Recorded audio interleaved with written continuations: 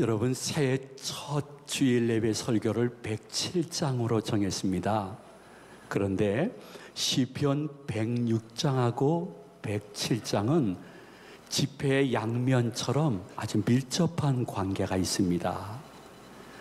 왜냐하면 시편 106편은 선민인 이스라엘 백성들이 하나님을 배반하고 반복적으로 죄악을 범하자 하나님이 심판하시고 잠시 가까이 양육하는 것을 중단할 것을 예언하는 말씀이 기록되어 있습니다.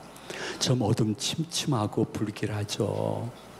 그런데 107장은 선민들이 하나님의 진노를 받은 후에 너무 아프고 힘드니까요, 아버지 하나님께 진심으로 기도하면서 회개를 한 거예요. 그러면서 회개의 열매 바칠게요 하니까 하나님의 마음, 그 뜻을 돌이키사 흩어진 모든 선민들을 다시 모으시고 회복하는 장면이 107장에 예언되어 있는 것입니다. 그러므로 106장과 107장을 비교해 보게 되면 하나님은 때로는 때리시기도 하지만 그 후에 어루만지시는 하나님인 것을 증거해 주고 있습니다. 저는 이번 주간에 너무너무 마음이 아프고 조금 이렇게 화도 났어요. 왜냐하면 이번 주간에 제가 본 기사 중에 제일 아픈 것은 30대 엄마래요. 그런데 그 조그만 애가 뭘 알겠어요. 똥오줌 못 가린다고 4살짜리를 이렇게 폭행을 하고 차가운 화장실에 밤새도록 추위에 벌벌벌 떨게 하다가 그 자리에서 죽게 한 거예요. 그 어린아이가 그 죽을 때 마음속에 어떠한 생각을 품었을까 생각하니까 그냥 가슴이 미어지는 것 같았어요. 끝까지 아침이 될 때까지 자녀를 용서하지 않은 거예요. 때로는 사람이 짐승보다 못하다는 말을 이럴 때 써야 될지 아닐지 잘 모르겠어요. 근데 우리가 믿고 있는 아버지 하나님은 때로는 사랑으로 때리기도 하시고 다시 어루만지시는 때를 허락해 주시는 좋으신 하나님이신 줄로 믿으시기 바랍니다. 어쩌면 우리들의 지금까지의 인생도 거의 시편 106편, 107편이 오갔을 것입니다.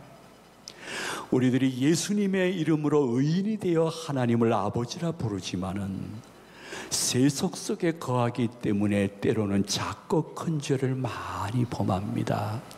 하나님이 아시고 자신이 제일 잘 압니다. 이것이 반복될 때에 어떤 때는 하나님이 명하셔서 시편 106편 때를 우리들에게 주시는데, 본문에서는 그때의 지경 모습을 항의하는 선언들을 통해서 보여주고 있습니다. 우리 한번 23절 이하를 다 같이 봉독하도록 합니다. 배들을 바다에 띄우며 큰 물에서 일을 하는 자는 여호와께서 행하신 일들과 그의 기이한 일들을 깊은 바다에서 보나니 여호와께서 명령하신즉 광풍이 일어나 바다 물결을 일으키는다. 그들이 하늘로 솟구쳤다가 깊은 곳으로 내려가나니 그 위험 때문에 그들의 영혼이 녹는도다.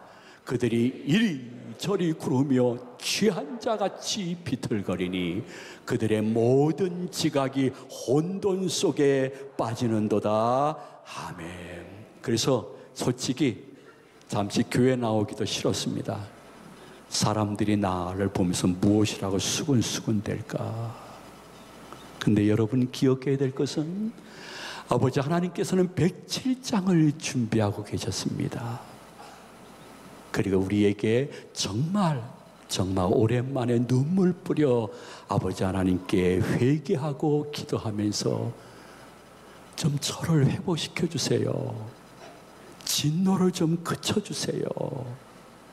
갈망할 때에 아버지 하나님이 뜻을 돌이키셨습니다.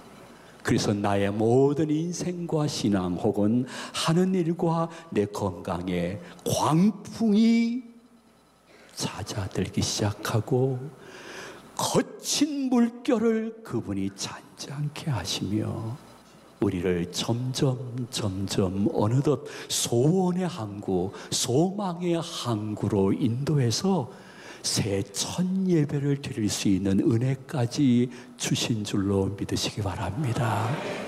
이것이 나에게 주신 하나님의 은혜였기 때문에 어떤 때는 이 회복이 기적 같기도 하고, 그래서 본문에 보니 장로님들과 기타 많은 주위 사람들과 함께 이야기할 때에 이 회복과 축복을 간증하고 고백하는 시편 기자의 모습이 바로 여러분들의 은혜였고 앞으로 한 해의 은혜가 되어지기를 주님의 이름으로 축복을 드립니다.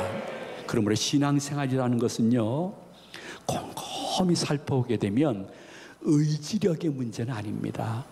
신앙이 그래 좋아, 내가 어려움 당하고 있지만은 내가 이겨낼 거야, 내가 누군데, 전에도 이러한 어려움이 있었지만은 내가 결국은 넘어갔어, 그래서 우리 가족들이 나에게 감사했어 하면서 내가 계속해서 내가 할 수 있다, 내가 할 수 있다 하는 의지의 문제를 신앙으로 여기면 안 됩니다. 그것은 신앙이 아니고 자기 최면인 것입니다.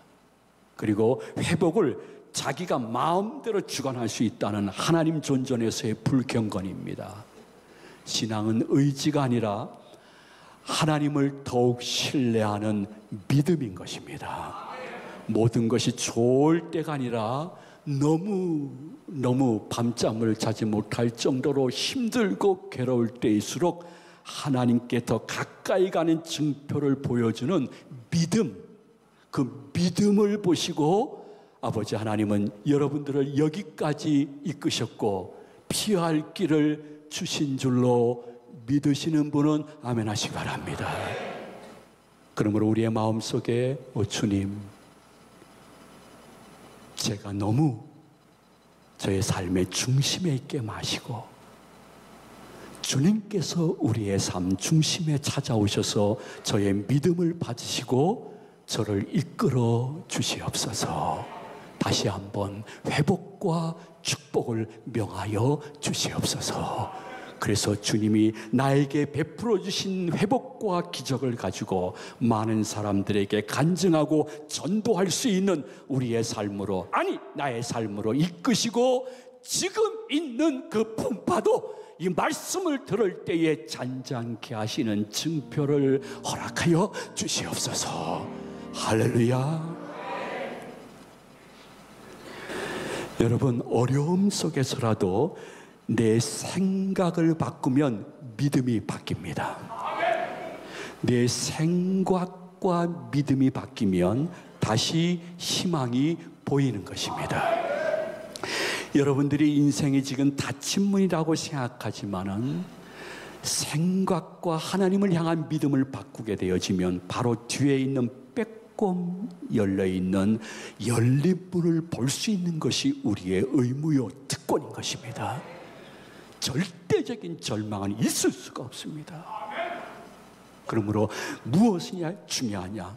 나를 지금 바라보고 계시는 아버지 하나님 앞에서 그럼에도 불구하고, 그래서 아니 그것까지 감사하며 다시 회복시켜 주실 희망을 보는 믿음을 갖고 있는 분들은 결코 버리시지 아니하는 하나밖에 없는 님 하나님을 연초에 여러분의 삶의 중심에 모시는 은혜의 아침이 되시기를 소망을 드립니다. 여러분이 잘 아는 이야기입니다. 1870년이었습니다. 한 주교하고 학장님이 대화를 하고 있었습니다. 학장님이 존경하는 주교님께 말씀을 드렸습니다. 주교님, 언젠가 우리 사람들도 저 새처럼 하늘을 날을 수 있을 것 같습니다. 주교님은 어떻게 생각하십니까? 했을 때 주교가 이렇게 이야기를 했습니다. 그런 말 함부로 하지 마세요. 하늘을 나는 것은 천사의 몫이지 우리들의 몫이 아니에요. 천사의 목인 하늘을 나르는 이 일을 함부로 학장님이 얘기하면 혹시 불견죄로 조금 어려움을 당할 수 있거든요. 이렇게 대답을 했습니다. 그 후에 33년이 지났습니다. 그리고 33년 후에 여러분들이 잘 아는 라이트 형제, 여러분 잘 알죠?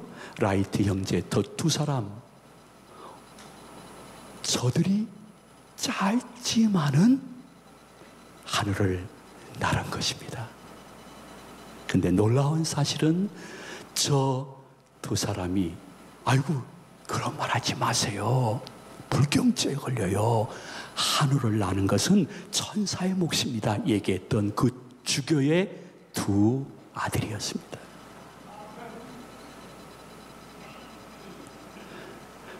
신앙이라는 것은 무엇일까? 하나님을 진짜 내가 믿는 사람이라고 하면 너무 범사에 모든 것, 모든 상황을 부정적으로만 보는 눈을 등 뒤로 던지는 것이 교회 다닌 사람들의 재미인 것입니다.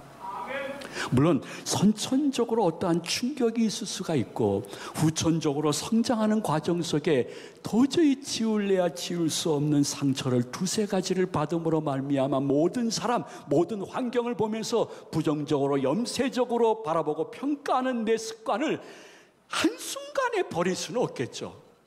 그러나 믿음이라는 것은 무엇일까?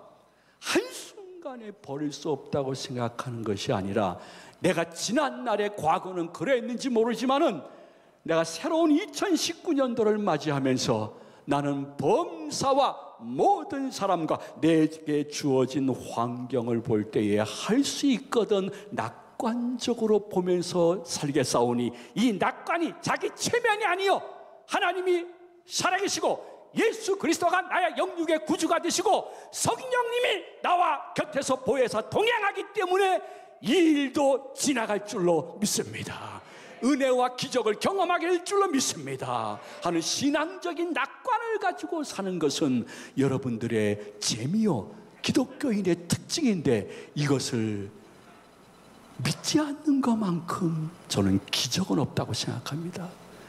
저는 목회하면서 놀라운 기적을 봅니다. 하나님을 믿고 찾고 주일 예배를 드리면서 6일 동안은 하나님을 신뢰하지 않는 것이 난 기적이라고 생각합니다. 잘못된 기적입니다. 낙관주의자와 비관주의자는 무엇이 다를까요?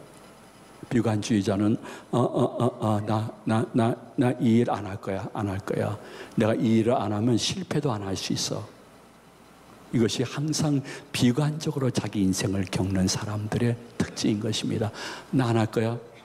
안 하면 실패도 안 할 수 있잖아. 낙관주의자는 누굴까요? 나 이 일을 안 하게 되어지면 성공도 맛볼 수 없는데 나 할 거야. 하는데 지난날 경험해 보니까 몇 번 실패하더라고. 저도 똑같습니다. 근데 실패했을 때 낙담하지 않고 이건 과정인 줄로 믿고 주님, 전 계속 나갑니다. 이것이 제 고집이면 꺾어주시고 이것이 믿음이면 주님이 이루시고 영광을 받아 주시옵소서. 객관적이 아니라 절대적으로 봤을 때 낙관주의자들이 결국 신앙과 삶의 열매와 승리를 쟁취하고 하나님의 살아계심을 담대히 선포할 수 있는 반열위에 오르는 것입니다.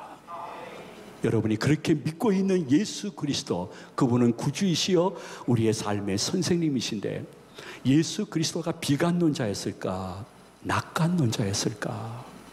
사복음서 어디를 보더라도 예수님이 비관하는 모습을 거의 볼 수가 없습니다. 특별히 여러분들이 초점을 맞춰서 봐야 될 것은 예수 그리스도의 십자가에서의 대속에 죽임 당하시는 그 순간인 것입니다. 죄가 없으신 분이 사형수처럼 죽임 당해야 됩니다.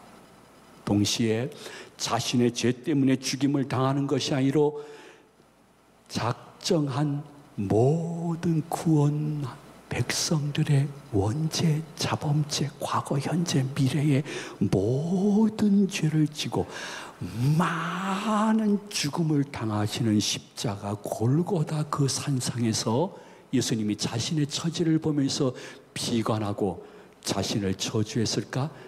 전혀 기록이 없습니다. 동시에 자신을 죽이는 그 수많은 사람들을 보면서 내가 죽어서라도 귀신이 돼서라도 내가 너 찾아가서 너와 네 자손 죽여버릴 거야. 예수님이 독설을 하고 세상을 떠나셨을까? 절대 그렇지 않습니다. 도리어 예수님은 저들의 죄를 용서해 달라고 중보기도 하시고 세상을 떠나십니다. 그 이유가 무엇일까요? 예수님은 원래 성품이 선천적으로 그렇게 좋았던 분일까요? 아닙니다. 성경에 보니 예수님이 모든 범사를 낙관적으로 볼 수 있는 것은 이 십자가 뒤에 아버지 하나님이 준비해 놓으신 부활을 보셨기 때문인 것입니다. 지금 닫힌 문 십자가만 본 게 아닙니다. 이 십자가 뒤에 열린 문 부활을 아버지 하나님이 예비한 것을 넉넉히 보시고 십자가를 감당하셨다고 제가 얘기하는 것이 아니라 히브리서 12장 2절에서 도장 찍듯이 확증하여 말씀하고 있습니다. 우리 한번 다 같이 봉독합니다. 믿음의 주여 또 온전케 하시는 이인 예수를 바라보자. 그는 그 앞에 있는 기쁨을 위하여 십자가를 참으사 부끄러움을 개의치 아니하시더니 하나님 보좌 우편에 앉으셨느니라. 아멘. 그러므로 새해를 출발하는 우리 제일가족 여러분, 여러분 한 사람 한 사람이 신비에 꼭 새기거나 볼펜으로 표시를 해놓거나 성경이나 주보에 굵은 글씨로 써놔야 될 것은 딱 두 가지입니다. 너무 쉬운 단어니까 한번 따라해 주시면 좋겠습니다. 코람데오. 올 한 해는 하나님 존전에서 살겠습니다. 하나님을 의식하며 살겠습니다. 저에게 정한 마음을 주시고 정직한 영을 새롭게 하여 주시옵소서. 무엇보다도 잘못했을 때 회개하고 작은 열매라도 바치는 정직한 영을 코람데오 저에게 허락하여 주시옵소서. 한 가지만 더 여러분들이 방언처럼 기억해 주시면 좋겠습니다. 따라해 주시면 고맙겠습니다. 임마누엘! 임마누엘! 내가 욕하는 줄 알고 여러분이 크게 안 따라 하시는데 제가 임마! 하지 않았습니다. 누엘을 했습니다. 그러므로 한번 큰 목소리를 한번 봉독해 주시면 좋겠습니다. 임마누엘! 임마누엘! 하나님이 여전히 나와 함께 하시는 줄로 믿습니다. 코람데오 임마누엘. 특별히 평안할 때가 아니라 너무 괴로울 때 잊지 마십시오. 제발 잊지 마십시오. 코람데오 임마누엘. 이 말은 다른 말로 표현하면 난 그럼에도 불구하고 다시 열린 문을 예비하신 하나님을 향한 소망을 포기하지 않겠다는 것입니다. 그래서 여러분, 유대인들은 소망이라는 단어를 두 단어로 이렇게 표시합니다. 첫 번째 단어는 틱바라는 단어입니다. 두 번째는 야할이라는 단어입니다. 틱바라는 단어는 어디에서 그 단어가 유래되었는고 하니 밧줄에서 유래가 되었습니다. 그래서 동서양 막론하고 너무 힘들 때 외치는 말이 있습니다. 동아줄이라도 좀 내려주세요. 밧줄, 지푸라기라도 잡는 심정이에요. 소망이라는 단어는 하나님이 여전히 살아계심을 믿고 내가 그분이 주시는 은혜를 지푸라기라도 잡겠다는 마음을 갖고 있는 것이 소망입니다. 그 다음 또 한 가지는 야할이라는 단어는 무슨 뜻이냐 하면 우긴다. 그러니까 우긴다는 단어를 다른 말로 표현한다 그러면 몰지각할 정도로 주님을 다시 찾는다. 내가 나를 보기에는 주님이 날 받아줄 것 같지 않으나 소망, 나는 그래도 주님께 우기고 주님 보실 때 몰지각하고 다른 나의 속사정을 아는 교인들이나 일가 친척들이 볼 때 뭐 저거 왜 하나님께 벌 받고 우리보다 더 힘들게 사는 녀석이 손가락질 하더라도 나는 절대로 야할 아버지 하나님 앞에서 나는 우기고 하나님 앞에서는 때로는 몰지각할 정도로 주님만이 내 삶의 회복의 열쇠인 줄로 믿고 그분 곁을 떠나지 않는 증표를 보일 수 있는 것이 얼마나 중요하냐면 하나님은 인격자이십니다. 그리고 하나님은 인격체이십니다. 하나님은 내가 하면 응답하시는 하나님이십니다. 하나님은 전설 따라 삼천리에 거기에 나오는 할아버지 같은 분이 아니십니다.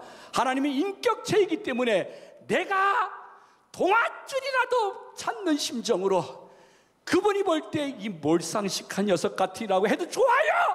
그대로 주님을 신뢰하는 모습을 보이게 되어지면요, 여러분들 기억하세요. 아버지 하나님은 여러분의 그 모습을 보시면서 측은히 여기고 긍휼히 여기시고 뜻을 돌이키시고 제일 중요한 은사 깨달음의 은혜를 허락하시고 이 고통 속에 주님의 뜻을 알게 해주시고 그리고 다시 일어나 탕자처럼 주님 곁으로 가는 모습을 보이는 나를 보면서 내가 신기할 수 있는 은혜. 하나님의 말씀을 마칩니다. 여러분들이 생각할 때 이러한 생각할 수 있습니다. 목사님, 제 현실이 지금 3포, 5포, 7포 시대입니다. 연초에 그냥 덕담 주시는 줄 알고 받겠습니다. 목사님, 내 처지를 몰라서 그래요. 3포입니다. 난 솔직히 연애와 결혼과 자녀 낳는 거 포기한 인생입니다. 목사님, 저는 솔직히 5포입니다. 그 세 가지 외에 저는 이제 경력도 포기했습니다. 이력서도 잘 안 통과돼서 경력, 집, 내 집 마련 다 포기한 난 5포입니다. 목사님, 덕담으로 한번 받을게요. 연천이가 그렇게 말씀하시니까 그냥 감사히 받겠지만 저는 7포입니다. 이 5가지 외에 저는요, 이제는 애들, 친구도 창피해서 취미도 포기했고 솔직히 저는 희망도 포기한 7포입니다. 할지 모르겠지만은 제가 한 가지만 여러분에게 말씀드립니다. 여러분이 성경이 1.1에게도 가감치 못할 하나님의 말씀이라는 것을 믿는다고 하면 탕자는 8포였습니다. 탕자는 마지막 모든 것을 다 상실해 버렸을 때 돼지가 먹는 여물을 먹으면서 목숨을 포기하려고 했습니다. 8포였습니다. 탕자가 어떻게 회복되고 축복을 받았을까? 이유는 간단합니다. 목숨까지 포기하고 싶은 자살의 순간에 아버지를 바라본 것입니다. 아버지는 날 받아주신다. 날 받아주시는데 그냥 아들로 받아주지 않고 품꾼의 한 사람으로 받아주더라도 난 좋다. 나는 이 상태에서 아버지 집으로 간다. 아버지 품으로 내가 들어간다.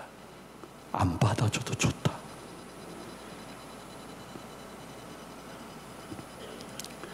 탕자의 아버지나 하나님 아버지나 그 상태에서 예배가 회복되고 짧지만 기도가 회복되며 쉬었던 봉사를 다시 시작하고 내 삶의 영역에서 6일 동안 주님과 조금이라도 그분을 생각하며 동행한다고 하면 여러분들을 품꾼으로 여기지 않고 다시 자신의 자녀로 여기시며 가락지를 끼워주고 목욕을 시켜주고 새 옷을 입히고 큰 잔치를 벌여주시는 그 하나님이 내가 믿는 하나님이라는 자부심을 가지고 인생을 출발할 수 있는 여러분 모두가 되어지기를 이 말씀을 주신 예수님의 이름으로 축원해 드립니다. 축복합니다.